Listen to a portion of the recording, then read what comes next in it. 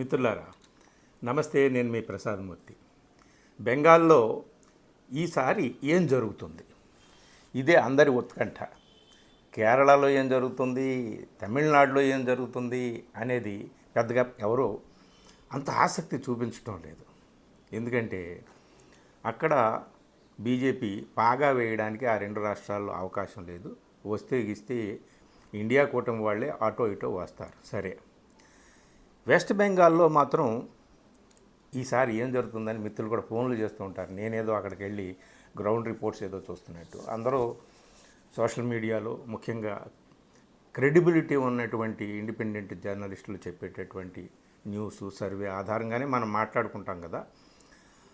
అక్కడ ఈసారి ఏం జరగబోతోంది, మనం చాలా రోజులుగా ఎలక్షన్ కమిషన్ చేసినటువంటి ఎస్ఐఆర్ మహాయజ్ఞం, దాని ద్వారా ఏం చేశారు అనేటటువంటిది, సరే కేంద్ర బలగాలని దింపడం అనేటటువంటిది, సుప్రీంకోర్టు ఏమి చేసింది ఎస్ఐఆర్ ప్రక్రియలో, 27 లక్షల మందిని దూరం పెట్టారు, వాళ్ళల్లో 100-200 తప్ప ఇంకెవరూ ఓటు వేయలేకపోయారు, వాళ్ళకి ఓటు లేదని కూడా తేల్చలేకపోయారు.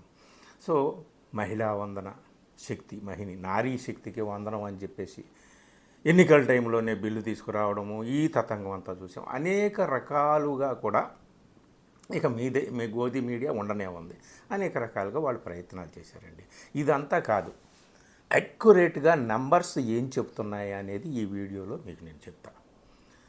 అమిత్ షా ఏమంటున్నాడు, సరే మమతా దీది ఇక మేమే ఎంత ఓటింగ్ శాతం పెరిగినా అదంతా కూడా మాకే అని ఆవిడ అంటుంది, కానీ లెక్కలు అలా కాదు.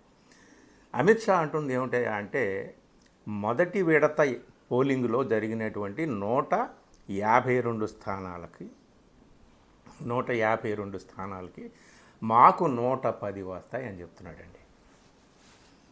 110 సరే ఎలా వస్తాయి ఏమిటి అంటే, అది ఆయన కాన్ఫిడెన్సు.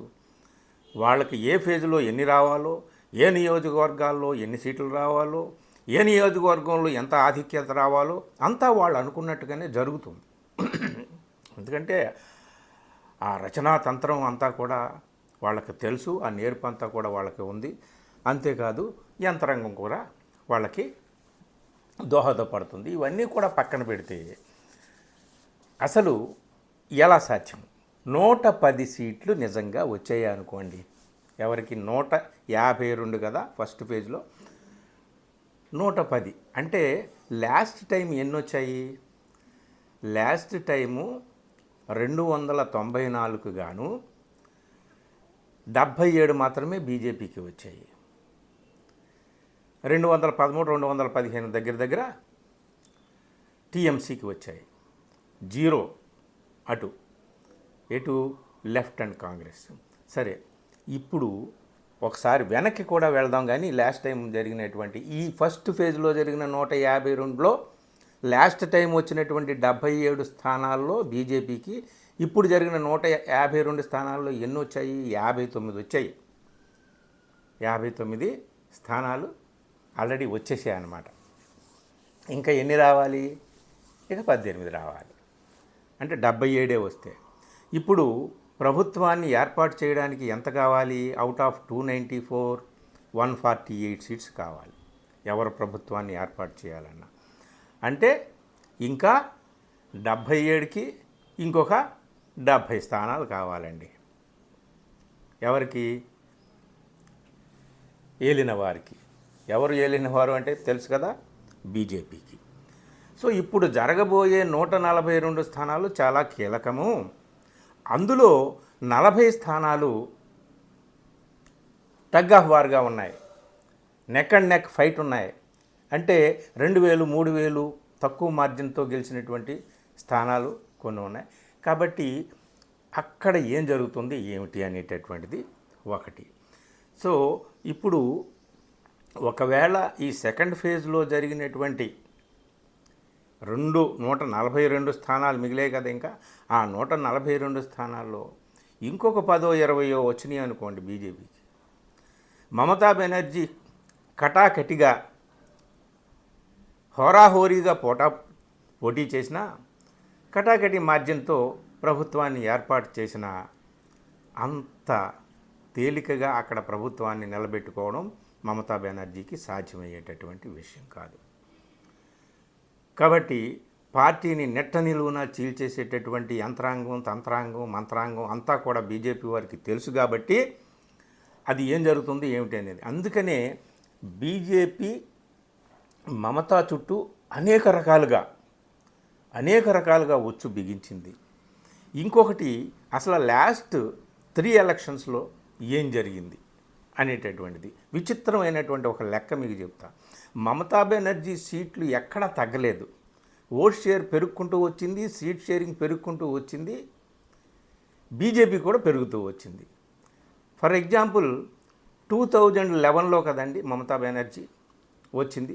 34 ఇయర్స్ లెఫ్ట్ ఫ్రంట్ ప్రభుత్వాన్ని అక్కడ ఓడించి గద్దె దింపి ఆమె అధికారంలోకి వచ్చింది. అప్పుడు 184 స్థానాలు ఆమె సంపాదించుకుంది.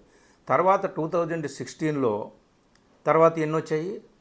211 రికార్డు స్వీప్ చేసేసింది రెండో దఫాకు వచ్చేసరికి. సరే, తర్వాత 2021కు వచ్చేసరికి 213. ఇక్కడ 213, 215 అంటారు. ఇంకా కంప్లీట్ స్వీప్ అనమాట.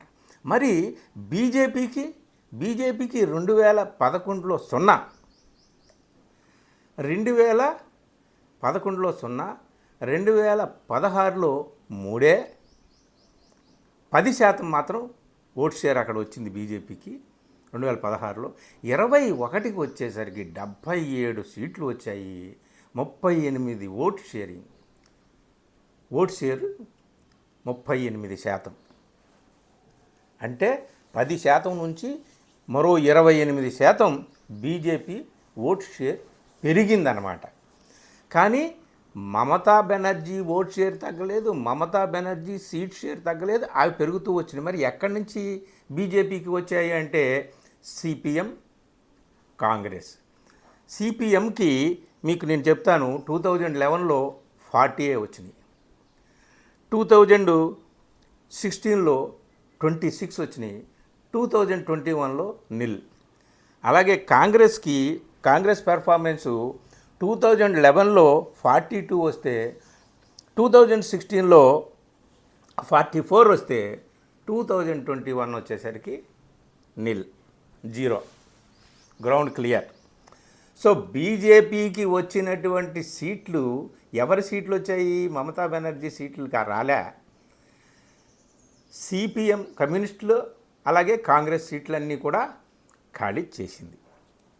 వాళ్ళ గ్రౌండ్ క్లియర్ చేసి వాళ్ళ సీట్లన్నీ లాక్కుందనమాట. ఇప్పుడు ఇక్కడ వెస్ట్ బెంగాల్లో ఉన్నటువంటి పరిస్థితి రీత్యా అటు కమ్యూనిస్ట్ పార్టీకి చెందినటువంటి క్యాడరు ఎవరు కూడా మమతా బెనర్జీతో వాళ్ళకు ఉన్నటువంటి గ్రౌండ్ ఫైట్ ఉంది కాబట్టి వాళ్ళెవరూ కూడా మమతా దీదీ గెలవాలని కోరుకోరు. కాంగ్రెస్ పార్టీ నుంచి వచ్చి అక్కడ దుకాణం పెట్టింది కాబట్టి మమతా దీదీ, కాంగ్రెస్ పార్టీకి మమతాకి పడదు.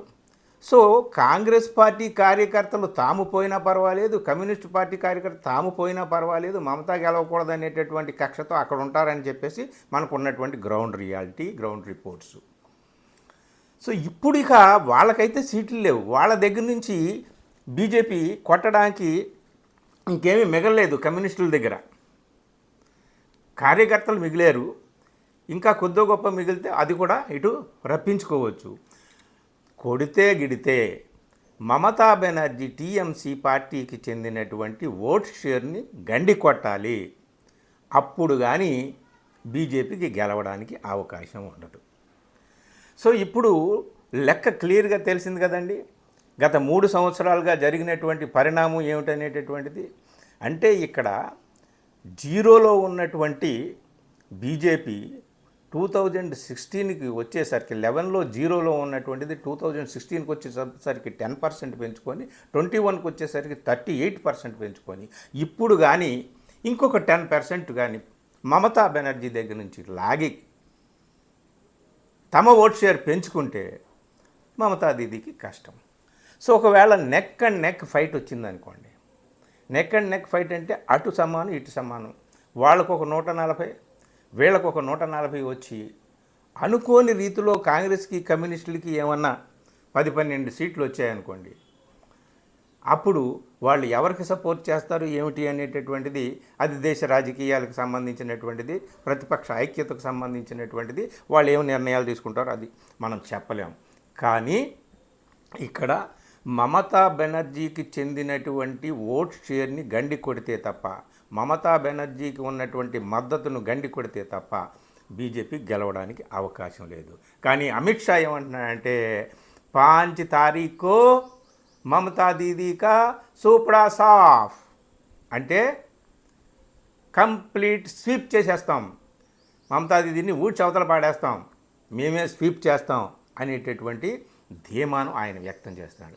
సో అంత ధీమాను అమిత్ షా లాంటి అపర చాణక్యుడు వ్యక్తం చేస్తున్నాడంటే ఏ రకాల ఇంటర్నల్ రిపోర్ట్స్ వాళ్ళకున్నాయో, ఏ రకాల ఇంటర్నల్ ఏర్పాట్లు జరిగాయో ఏమిటో మనం ఊహించుకోవచ్చు. మొత్తానికి మిత్రులారా, మమతాకి ముప్పు ముంచుకొస్తూ ఉంది. ఆమె ఏదో కొద్దో గొప్ప మెజారిటీతో, స్వల్ప మెజారిటీతో అక్కడ ప్రభుత్వాన్ని ఏర్పాటు చేసే అవకాశం ఉన్న ఆ ప్రభుత్వం నిలిచేటటువంటి అవకాశం లేదన్నమాట. చూడండి బీహార్లో ఏమైంది, తొలి భారతీయ జనతా పార్టీ ముఖ్యమంత్రి అక్కడ పీఠం అధిష్ఠించాడు కదా. మహారాష్ట్రలో ఏమైంది, మరోసారి బీజేపీ అభ్యర్థినే ముఖ్యమంత్రిని చేసుకుంది కదా ఆ పార్టీ. సో ఎక్కడైనా సరే రేపు పంజాబ్ని కొట్టడానికి రంగం సిద్ధమైంది కదా ఆమ్ ఆద్మీ పార్టీని చీల్చేసి.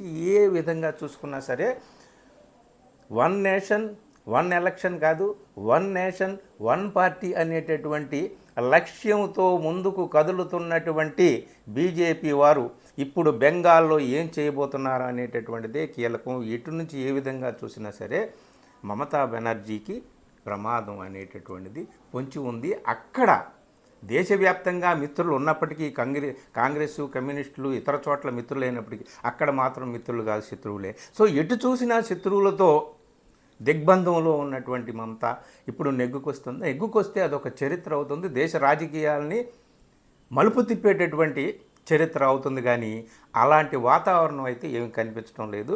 మనం 5వ తేదీ వరకు 4వ తేదీ వరకు ఎదురు చూడాలి, మే 4 రిజల్ట్ కాబట్టి. ఇది మిత్రులారా, థ్యాంక్ యూ.